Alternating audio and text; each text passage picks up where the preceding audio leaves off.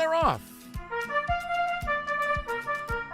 Welcome to Around the Track, the most exciting 15 minutes in wealth management by Dynasty Financial Partners and hosted by CEO Shirl Penney.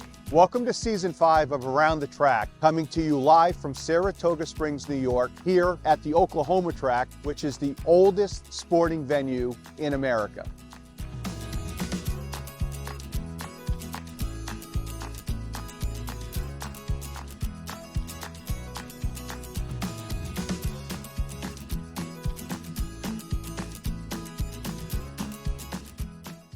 Hello, and welcome to another edition of Around the Track, the most exciting 15 minutes in wealth management. I'm your host, Shirl Penney, founder and CEO of Dynasty Financial Partners, and I could not be more thrilled about this episode of Around the Track because I'm joined by my good friend and fellow board member at Dynasty Financial Partners, Avery Johnson. Avery, thank you so much for sitting down and having this conversation. Shirl, always excited to sit down and spend some time with you, and what a place to do it right here on the Oklahoma track here in Saratoga, and thrilled to be on with you. Awesome. Well, look, you know the one rule we have, which is we're going to try to do our best to make our way around the virtual track together in 15 minutes. I'm going to ask you 8 rapid fire questions. Each one of those represents one of the 8 furlongs on the track, as you said, that's right here behind us. And I think it's going to be a lot of fun. So you ready? I'm ready to go. Let's do it. So let me get you out of the gate strong here, right? So I talk to people and they know about our long-standing friendship, and people always call you coach or a great leader or a mentor. You're an NBA champion. You were NBA Coach of the Year. You coached at Alabama. You're now CEO of a business. You're a father of 2 amazing kids. You married way up with Cassandra. Yeah. So, how would you describe, you've accomplished so much, you're still quite young, you got a lot left to do, but how would you describe Avery Johnson? I think the key for me is an overachiever. I'm like little Rudy in the movie. Yes, I love that. Seriously, trying to overcome all of the obstacles. Growing up, I was the last man on the bench. They used to call me Little 30 in high school because they only put me in the game when we were up by 30. So it's just, I've always had to overcome height disadvantages, coming from a poor neighborhood, uneducated parents. I wasn't drafted in the NBA. I had to come in through the back door. So just trying to fight all of those different obstacles and overcoming adversity. And I think, whether it's my wife, as you alluded to, Cassandra, 2 beautiful kids, I just think I've been an overachiever and an overcomer my entire life. And hopefully that's been very motivating to a lot of people that's watched my story. Yeah, it has, for sure. I know, aspiring other people to think big and dream bigger is a big part of who you are. So that's awesome. Yeah, one of the stats I love about you, and we've talked about it, which defines your toughness and grit and character, is I think you're the only player in the NBA, in the history of the NBA, to play over 1,000 games below 6 feet, which is amazing. So I want to ask you, what's your favorite NBA moment? For me, and I apologize to any Knicks fans, I love you hitting the game winner, in the Garden, to start the first championship for the Spurs, who then went to win 5, I believe. And obviously you played, with, Hall of Fame level guys, with Tim Duncan and David Robinson and many others. But what's your favorite moment? And I also know you've overcome a lot of adversity, throughout your career. So the second part of the question is maybe highlight, 1 or 2 of those at tough moments, and what did you learn about yourself in those moments? Well, there are 2 favorite moments. Number one, in 1988, the Seattle Supersonics only had 1 roster spot. And I tried out with 12 guys for that 1 roster spot. Wow. And my favorite moment was the last day in training camp when it was cut down day. I was the guy to make the team. And that launched my 16-year NBA career. Had I not made that team, who knows what would have happened. Yeah. But I was the one guy to make it. My second favorite moment was that shot in 1999, beating the Knicks, because the shot wasn't really about me. It was about all of the people that had invested in me, whether it was a high school coach, a little league coach, the NBA coaches who I'd played for, teammates who were just wonderful to me, fans in San Antonio who supported me, because that was my third stint with the Spurs. I'd gotten cut from the Spurs 2 other times. So those were my 2 favorite moments. In terms of adversity, there's nothing like getting cut on Christmas Eve. I got cut on Christmas Eve of 1990, and Cassandra said, "What is cut?" I said, "What is waived?" I said, "That means I'm fired." "Well, do you still get paid?" "No." So I said, "You're the breadwinner of the family now." She was a registered nurse, and but I was out of work for 2 weeks. And fortunately, I got a call from a guy named Red McCombs, who was the owner of the Spurs. And he said, "Avery, our coach is Larry Brown. I'm the owner of the Spurs. You need a job, and we need a point guard." And fortunately, that was the first time I signed with the Spurs. But when you get cut on Christmas Eve, it's no fun. But fortunately, I was able to continue to work and keep my career going as a journeyman early in my career. That's amazing. Thank you for sharing that story. When I think of you, the first word that comes to mind is winner. You're just the winner. Like like everything you touch, you just work your you-know-what off, and you find a way. The other is leader. And there's a lot of people, watching this conversation that might be moving into a leadership position for the first time, and maybe some advisors that are transitioning their business to independence and going from advisor to CEO.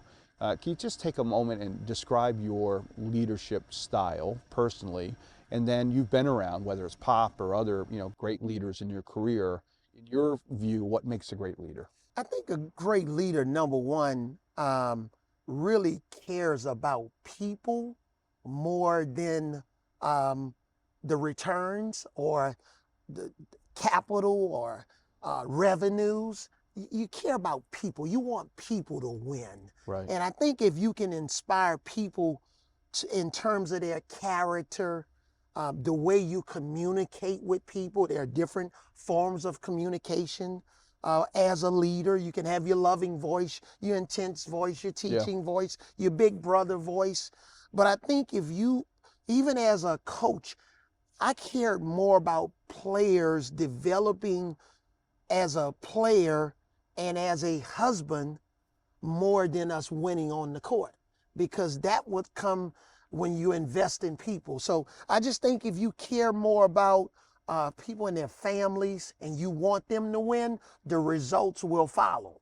But then on the other side, in terms of leadership, when you're talking strictly about business, number one, you got to have the right people. You got to have the right product. You got to have the right process before we can even talk about profits. If you don't have the right process, product, or people, you'll never really maximize yourself in terms of a profit. So that's kind of how I think about leadership. Got it. Love it. Take care of the people, and they kind of take care of everything else, right? That's certainly how we think about it at Dynasty as well, as you know. I want to pivot a moment, right? We're here enjoying some of the horses behind us on the Oklahoma, and you and I actually met through a mutual friend, Mike Rapoli, who many people know is the co-namer of Dynasty. He might argue that he actually named it. Of course. Maybe I would, but we'll go with co-namer, right? Co-namer. Right. But you've had a long time, kind of love and passion when it comes to racing. Where did that come from, and what do you think we as an industry or sport could do to help innovate and attract more people to the game? Wow, that'll take me an hour. But I first started going to the races as a kid with my dad in New Orleans at the fairgrounds track. When other kids wanted to spend time with their dad, they'll throw the football or throw the baseball. If I wanted to spend some quality time with my dad, I had to go to the races because that was his passion, and that's what he loved. He was a self-employed carpenter, And on Fridays and Saturdays, we were at the races. And he took me out some early mornings to watch the horses train. And that's where my love. And unfortunately, my dad passed away at an early age in the early 90s, and I stopped going to the races. And I'll never forget, I stopped going to the races for about 5 years, and my wife handed me an envelope in 1997 when the Spurs, all of our players were injured. We didn't make the playoffs. She handed me an envelope. She said, "This is your Father's Day gift." And she surprised me and my best friend to go to the Kentucky Derby in 1997. Silver Charm won. That was Bob Baffert's I remember that first race, yeah. Kentucky Derby, and that's when I got reignited and re-energized to start attending the races. And over the years, I've been to 12 Kentucky Derbies. I've been to several Breeders' Cup. We've been to a few of those Yes, together. sir. Yes, sir. There's no way. The only Dynasty knows how to take somebody to the Derby. Yeah. But, you know, lots of Breeders' Cup. I'm a Breeders' Cup ambassador. And what I really love about the sport is how it really brings families together. And the same way business folks use golf, I use horse races. Yep. Horse racing. So I use it for business, to deals, and introduce myself and my business to a lot of different potential investors. And again, it brings my family together and my friends. So I love the feeling that horse racing brings, the thrill of victory, the agony of defeat, and how it impacts so many families, jockeys, trainers, groomsmen on the backside. And one of the things you asked me about how horse racing can improve, we need a commissioner.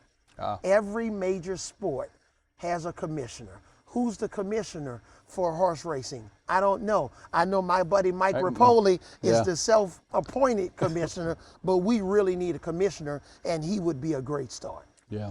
So you talked a little bit about business there, and you know, I think there's a lot of people who meet you now and maybe don't even think of you as someone who was an athlete.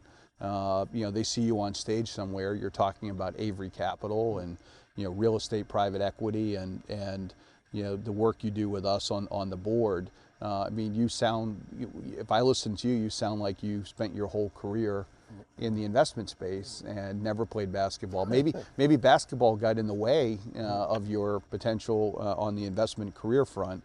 I also know that's something that you're passionate about, you know, especially with young kids, and I know you're passionate about with you know, young kids of color. You know, what they see is what they'll be, right? And there's so much opportunity within the investment world and within wealth management that people could go build, you know, incredible careers there. So maybe talk a little bit about your passion there, but then tell us more about Avery Capital, because, you know, being an entrepreneur now, it has its challenges, but you're off to one heck of a start, my friend. Yeah, the key, Shirl, is one of the reasons why I went down this path of private equity. Fortunately, there's a large family office in Dallas that thought I had the potential to really develop a successful private equity group, and they know who their names are. But one of the reasons why I did this is because of my experiences in college. I saw a lot of young athletes, when they graduated from college or didn't graduate from college, they really didn't have anything to fall back on.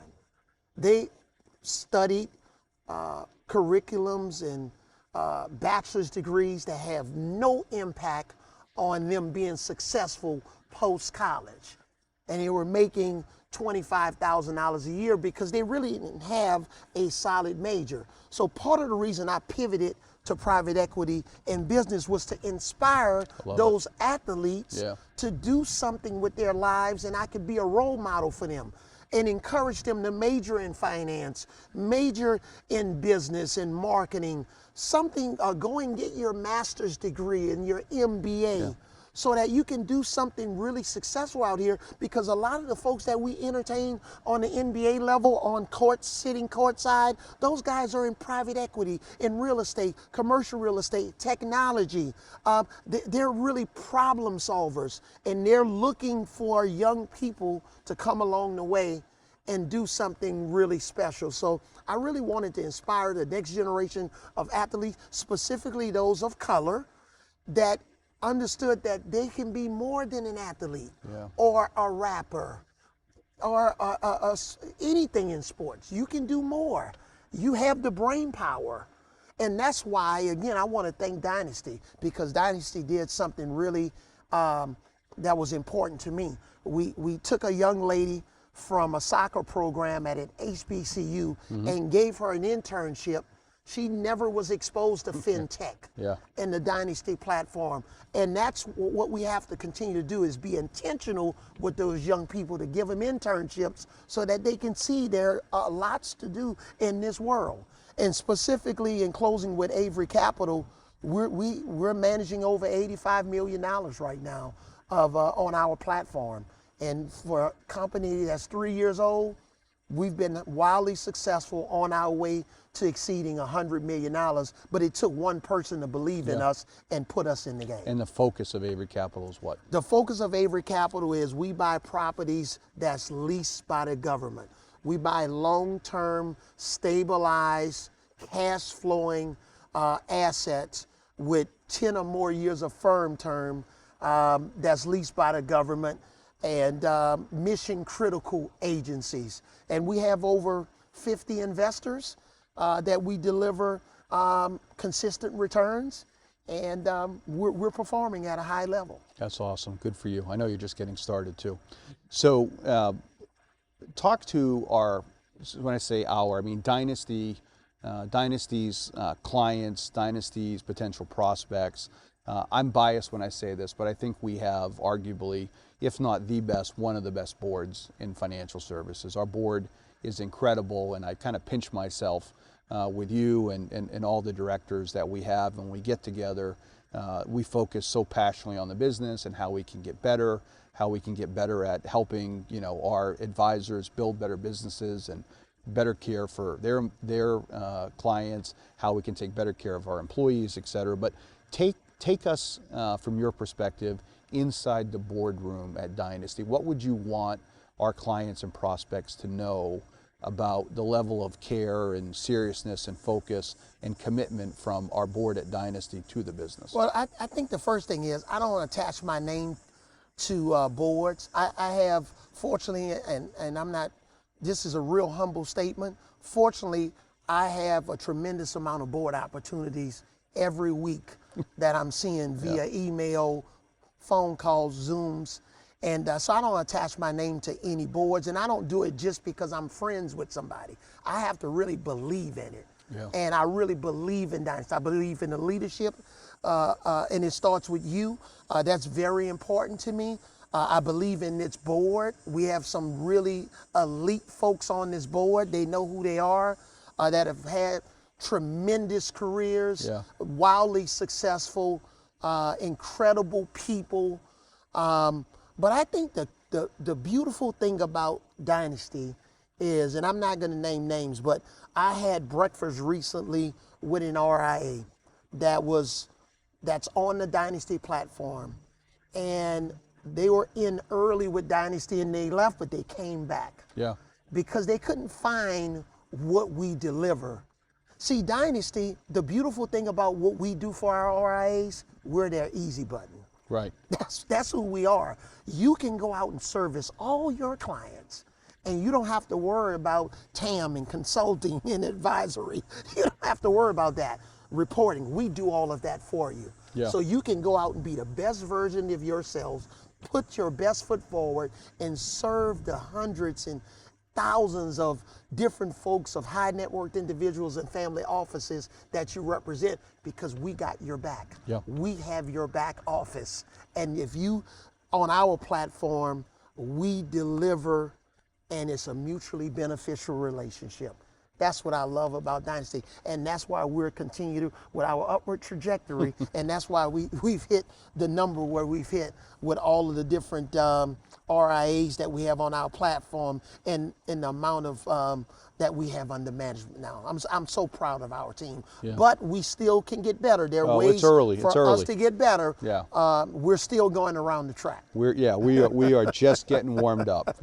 You know that. We're speaking of going around the track. We're coming off the turn now, headed towards the finish line. We got two questions left, and I want to take advantage of your unique perspective on this next question, Avery, because obviously you've been a world-class championship level athlete and been around a lot of great athletes, and now you speak the language of wealth management and financial services, so you have that kind of perspective on both sides. What advice would you give to an athlete that might be looking to find the right advisor? And then the flip side of that question, what advice would you give to an advisor who's looking to make a positive impact and help and support more athlete-related clients? If I'm an athlete, when I'm looking for an advisor, I'm looking for an advisor that's going to make me feel like I'm their only client. That's the big key. Advisors have hundreds of clients. Right. But the advisors that really make me feel like I'm special and I'm not just another client on their platform, that I can pick up the phone and call them and they'll answer my call instead of me going through 5 or 10 different people. I want an advisor that's going to provide solutions for me, make my life easy, allow me to do what I do in my professional world and not worry about my financial situation. So an advisor that just adds value, that's not a liability to my life. Right. That keeps me moving down the field, and that's going to help me create some generational wealth. That's what the really good advisors do. Right. That's going to help me develop a plan and a process so that I can have some discipline and structure with my finances. And then the flip side. And the flip side is if I'm an advisor, I want to make sure that when I approach athletes, I want to go directly to the athlete. You don't need to mess with the handlers or the agent. You got to speak to the athlete. Right. You got to speak to, look, I'm going to make your life better. All right. And understand that you can do on the field, on the court, and we could be trusted. A lot of financial advisors, where they miss out on a lot of these athletes, is you got to go to dinner with them. You got to go play golf with them. Yeah. You may have to go hit a tennis ball. Whatever it is, meet them where they are. And you don't have to worry about using all of those big fancy words. Just be human. Right. And be approachable. Yeah, no, I love that. As you know, with Dynasty, we recently crossed over 100 billion, which I know we're super proud of, and again, just getting started. But we have about 5 billion in athlete-related money. So a number of advisors, on our platform that are growing fast in that vertical. And I often, as I know you do, we go out and we meet with the clients, and I think they really like having a fiduciary-based advisor, right? Like having an advisor who sits on the same side of the table, focusing on giving them advice, and it's not working for a product manufacturer trying to sell them stuff. Yeah. So. And can I add one more thing, of course, Shirl? yeah. I think another thing is, when you're an advisor and you're trying to connect with an athlete, pull out some of your success stories. If you've had success with other athletes, sometimes that's the best way to get in the door with an athlete. Peer to peer. Peer to peer. Yeah. It's the referral business. Yeah. If you have athlete A reach out to the athlete B, that's your best way to connect with an athlete, is having other athletes give a testimonial on the way you've served them and their families. Yeah, got it. All right, Avery, we're at the finish line here. So this is the last question that we ask every guest on Around the Track, and that's about what is your triple crown? Like, what is that one big moment that's still sitting out there, that huge goal that is seemingly unattainable, that gets you fired up, flying out of bed in the morning? So for you, Avery Johnson, what is that triple crown that's still yet to be achieved? Well, several things. My goal is eventually to get to Fund 2 and 3 With Avery Capital. with Avery Capital, and we're a $1 or $2 billion fund, and we have $3 or $4 billion under management, because then I can hire more young people. Yeah. We can create more opportunities, stronger internship programs, and really help other people live the American dream. And that's something that's attainable here in the short term. The next thing is, I really want a grandbaby. Yeah. My daughter recently got married. Yes. And One of the most incredible weddings I've you. ever been to, by the way. Thank you. And I've shared with her, I've told you to stay away from boys during your dating period in college. But now that you have a husband, I need a grandbaby. So that would be something that would be a blessing to me. And I think the last thing is, I would love to own a sports franchise.